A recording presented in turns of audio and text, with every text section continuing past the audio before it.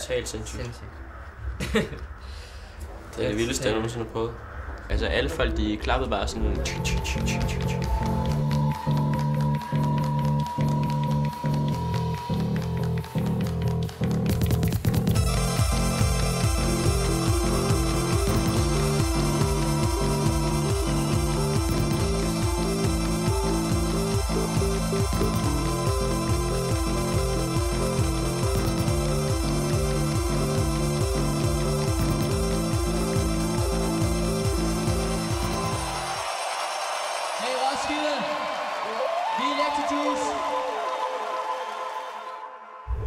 Skal jeg sige, hvad det med balladen? Er det virkelig din første kommentar, efter du lige har spillet på Roskilde? Det er selvfølgelig sygt. Kan I ikke bare tage den der ballonpølse der sammen med jeres efterskole, og så bare være ude igennem festivalen med dem? Hvordan er det både at være manager og forsanger? Det kan godt være svært nogle gange at lave begge dele. Og det er svært at finde tid til, hvornår er det mit fokus er på Lava, og hvornår er mit fokus på Electrojuice, og hvornår er mit fokus på nogle af de andre artister, jeg arbejder med i øvrigt. Jeg bliver nervøs på 2 forskellige måder. Med Lava, der bliver jeg nervøs. Jeg har sådan en eller anden underlig ting, jeg altid er helt vildt bange for, om der er nok mennesker. Det er det, jeg er mest nervøs over, hver gang vi spiller. Jeg ved ikke hvorfor, jeg må have haft et eller andet mega traume, måske på vores Tysklandstur eller et eller andet, hvor der bare virkelig ikke var nogen mennesker. Med Electrojuice, der er jeg mere, der tror jeg, der er det en anden slags nervøsitet, fordi det er ude af mine hænder, at jeg overhovedet ikke kan gøre noget. Jeg kan ikke engang, hvis der ikke er nogen mennesker, så kan jeg ikke gå ind og give dem et los i røven, eller gøre et eller andet for at gøre det til en god oplevelse alligevel. Der er det bare fuldstændig op til dem, og jeg er jo lige så engageret i det, som de er, så jeg er lige så meget på spil, lige så mange følelser involveret i det. Det lyder måske dumt, når man er manager, men det er sådan bare lidt en filosofi, jeg arbejder ud fra.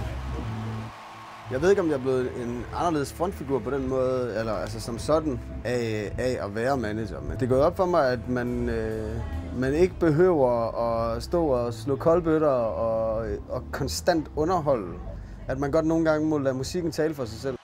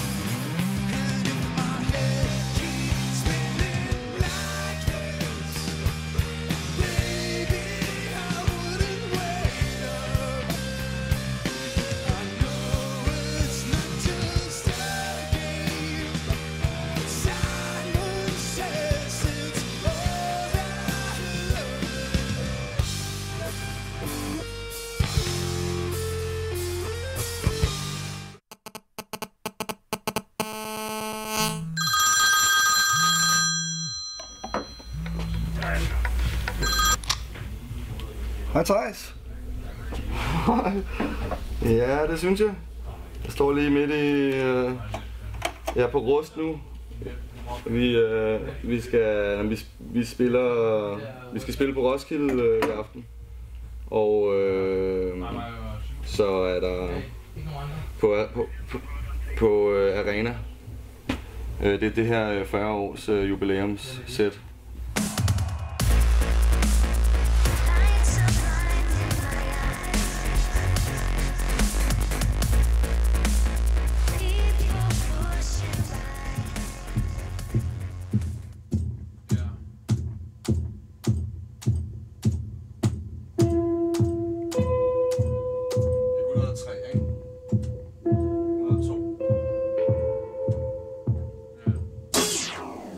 Fuck off.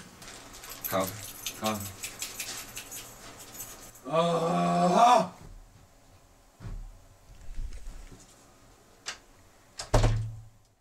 Altså, man skal have en eller anden fornemmelse af, når man har hørt det, det er ikke bare en masse musik, der er mixet sammen, men at det er Roskilde.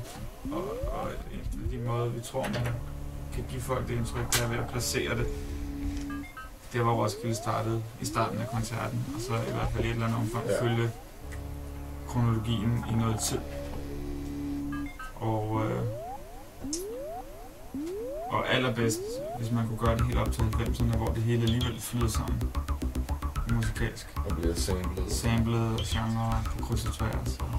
Jeg tror bare, vi skal... Men det er bare virkelig... Det er nok et sjovere koncept, end det er en god koncert. Men det er også for tidligt. Vi snakker underworld. Nemlig, men det er også, vi skal også lige tænke os om, fordi lige nu kommer vi fra det underlige, og vi kommer fra Bjørk, og vi kommer fra det der, og nu går vi op nu vil vi gerne have noget genkendelse, og vi vil gerne have noget ekstase, ikke? Mm.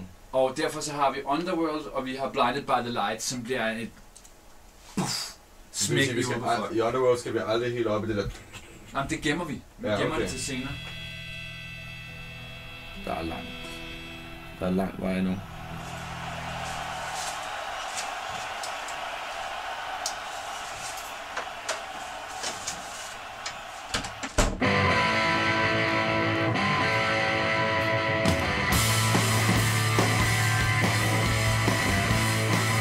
skal indspille 4 numre direkte på vinyl senere, som bliver sindssygt fedt. Og så skal vi jo spille i aften, så vi får nok at se til i dag, tror jeg.